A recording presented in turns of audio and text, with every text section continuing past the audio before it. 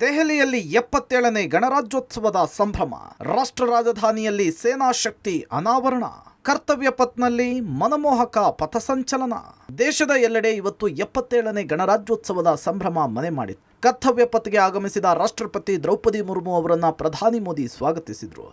ರಾಷ್ಟ್ರ ರಾಜಧಾನಿಯ ಕರ್ತವ್ಯ ಪಥದಲ್ಲಿ ರಾಷ್ಟ್ರಪತಿ ದ್ರೌಪದಿ ಮುರ್ಮು ಅವರು ಧ್ವಜಾರೋಹಣ ನೆರವೇರಿಸಿದರು. ಪ್ರಧಾನಿ ನರೇಂದ್ರ ಮೋದಿ, ಯುರೋಪಿಯನ್ ಕೌನ್ಸಿಲ್ ಅಧ್ಯಕ್ಷ ಅಟೋನಿಯೋ ಕೋಸ್ಟಾ ಹಾಗೂ ಯುರೋಪಿಯನ್ ಆಯೋಗದ ಅಧ್ಯಕ್ಷೆ ಉರ್ಸುಲಾ ವಾನ್ ಡೆರ್ ಲೆಯನ್ ಸೇರಿದಂತೆ ಇತರ ಗಣ್ಯರು ಕೂಡ ಅದ್ದೂರಿ ಗಣಹಬ್ಬಕ್ಕೆ ಸಾಕ್ಷಿಯಾದರು. ಒಂದೇ ಭಾರತ್ ಥೀಮ್ನಲ್ಲಿ ಗಣಹಬ್ಬ, ಮನಸೆಳೆದ ಕವಾಯತ್ತು, ಸ್ತಬ್ಧ ಚಿತ್ರ. ಧ್ವಜಾರೋಹಣದ ಬಳಿಕ ರಾಷ್ಟ್ರಪತಿಗಳಿಗೆ ಗೌರವಿಸಲಾಯಿತು. ಬಳಿಕ ಗಣರಾಜ್ಯೋತ್ಸವದ ಪರೇಡ್ ಆರಂಭವಾಯಿತು. 13 ಮಿಲಿಟರಿ ಬ್ಯಾಂಡ್ಗಳು ಪರೇಡ್ ಅನ್ನು ನಡೆಸಿದ್ವು.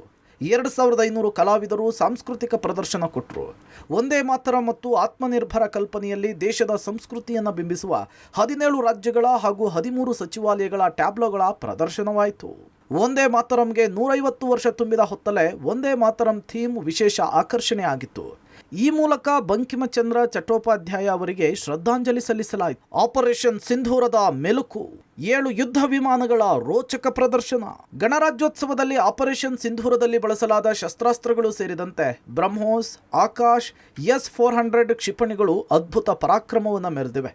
Rafale, Sukhoi, MKI, MiG, Jaguar ಯುದ್ಧ ವಿಮಾನಗಳು ಆಪರೇಷನ್ ಸಿಂಧೂರದ ಪರಾಕ್ರಮವನ್ನು ನೆನಪಿಸಿವೆ.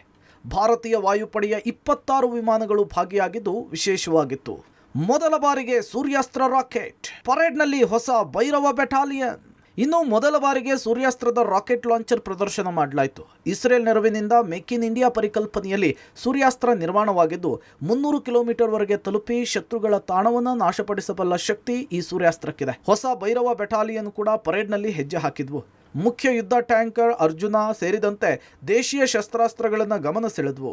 ಮೊದಲ ಬಾರಿಗೆ ಪ್ರಾಣಿಗಳು ಪರೇಡ್ನಲ್ಲಿ ಭಾಗಿ. ಬೈಕ್ ಸಾಹಸಕ್ಕೆ ನಿಬ್ಬೆರೆಗಾದ ನೋಡುಗರು. ಮೊಟ್ಟ ಮೊದಲ ಬಾರಿಗೆ ಹಿಮವಂಟೆ, ಕರ್ನಾಟಕದ ಮುಧೋಳಶ್ವಾನ, ಕುದುರೆಪಡೆ ಪರೇಡ್ನಲ್ಲಿ ಭಾಗಿಯಾಗಿ ಎಲ್ಲರ ಗಮನ ಸೆಳೆದ್ವು. ಇನ್ನು ಇದೇ ಮೊಟ್ಟ ಮೊದಲ ಬಾರಿಗೆ CRPFನ ಪುರುಷರ ತುಕಡಿಗೆ ಮಹಿಳಾ ಅಧಿಕಾರಿ ಸಿಮ್ರಾನ್ ಬಾಲಾ ಸಾರಥ್ಯವನ್ನು ವಹಿಸಿದ್ರು. 140 ಪುರುಷರಿರುವಂತಹ CRPF ತಂಡವನ್ನು ಸಿಮ್ರಾನ್ ಬಾಲಾ ಮುನ್ನಡೆಸಿದ್ದು ವಿಶೇಷವಾಗಿತ್ತು. ಇನ್ನು ಇದೇ ಮೊಟ್ಟ ಮೊದಲ ಬಾರಿಗೆ ಓರ್ವ ಗಗನಯಾನಿ ಅಶೋಕ ಚಕ್ರ ಪ್ರದಾನ ಮಾಡಲಾಯಿತು. IAF ಗ್ರೂಪ್ ಕ್ಯಾಪ್ಟನ್ ಶುಭಾಂಶು ಶುಕ್ಲಾಗೆ ರಾಷ್ಟ್ರಪತಿಯವರು ಅಶೋಕ ಚಕ್ರ ಪ್ರದಾನ ಮಾಡಿದರು. ಪಥಸಂಚಲನದಲ್ಲಿ ಬೈಕ್ ಸಾಹಸಗಳು ಹಾಗೂ ನಭದಲ್ಲಿ ವಾಯುಸೇನೆಯ ಕಸರತ್ತನ್ನು ನೋಡಿ ಪ್ರೇಕ್ಷಕರು ಪುಳಕಿತರಾದರು. ಹುತಾತ್ಮ ಯೋಧರಿಗೆ ನಮೋ ಶ್ರದ್ಧಾಂಜಲಿ. ಗಮನ ಸೆಳೆದ ಪ್ರಧಾನಿ ಮೋದಿ ಉಡುಗೆ. ಧ್ವಜಾರೋಹಣಕ್ಕೂ ಮುನ್ನ ಪ್ರಧಾನಿ ಮೋದಿ ಗಣರಾಜ್ಯೋತ್ಸವದ ಪ್ರಯುಕ್ತ ದೆಹಲಿಯ ರಾಷ್ಟ್ರೀಯ ಯುದ್ಧ ಸ್ಮಾರಕಕ್ಕೆ ಪುಷ್ಪಗುಚ್ಛವನ್ನು ಅರ್ಪಿಸಿದರು. ಹುತಾತ್ಮ ಭಾರತೀಯ ಯೋಧರಿಗೆ ಶ್ರದ್ಧಾಂಜಲಿಯನ್ನು ಸಲ್ಲಿಸಿದರು. ಇನ್ನು ಇಂದು ಸಹ ಪ್ರಧಾನಿ ನರೇಂದ್ರ ಮೋದಿಯವರ ಉಡುಗೆಯ ಶೈಲಿ ಎಲ್ಲರನ್ನೂ ಕೂಡ ಆಕರ್ಷಿಸಿತು. ಪ್ರತಿ ವರ್ಷದಂತೆ ಈ ವರ್ಷವೂ ಕೂಡ ವಿಶಿಷ್ಟ ಪೇಟವನ್ನು ಧರಿಸಿ ಜನತೆಯ ಗಮನ ಸೆಳೆದಿದ್ದಾರೆ ಮೋದಿ. ಈ ಬಾರಿ ಕೆಂಪು ಹಾಗೂ ಹಳದಿ ಬಣ್ಣದ ರೇಷ್ಮೆ ಜರಿ ಇರುವಂತಹ ರಾಜಸ್ಥಾನದ ರಾಜ್ಯದ ಸಾಂಪ್ರದಾಯಿಕ ಪೇಟವನ್ನು ಧರಿಸಿದರು. ಈ ವರ್ಷ ಮೋದಿ ನೀಲಿ ಕುರ್ತಾವನ್ನು ಧರಿಸಿದರು. ಜೊತೆಗೆ ತಿಳಿ ನೀಲಿ ಬಣ್ಣದ ಜಾಕೆಟ್ ಮತ್ತು ಕಪ್ಪು ಬೂಟುಗಳನ್ನು ಧರಿಸಿದ್ದು ಎಲ್ಲರ ಗಮನ ಸೆಳೆಯಿತು. ಇನ್ನು ಈ ಬಾರಿ ಪರೇಡ್ನಲ್ಲಿ ಕರ್ನಾಟಕದ ಸ್ತಬ್ಧ ಚಿತ್ರ ಭಾಗಿಯಾಗಿರಲಿಲ್ಲ. ಪರೇಡ್ ಬದಲಿಗೆ ಭಾರತ್ ಪರ್ವ್ನಲ್ಲಿ ಕರ್ನಾಟಕದ ಟ್ಯಾಬ್ಲೋ ಪ್ರದರ್ಶನವಾಯಿತು. ಕೃಷಿಯಿಂದ ಕೈಗಾರಿಕೆಯವರೆಗೂ ಆಧುನಿಕ ತಂತ್ರಜ್ಞಾನದ ಬಳಕೆಯಲ್ಲಿ ಮುಂಚೂಣಿಯಲ್ಲಿ ಕರ್ನಾಟಕ ಇದೆ ಅನ್ನೋದನ್ನು ಸಂಕೇತಿಸುವಂತಹ ಟ್ಯಾಬ್ಲೋ ಪ್ರದರ್ಶನ ಇದಾಗಿದೆ. News desk, public TV.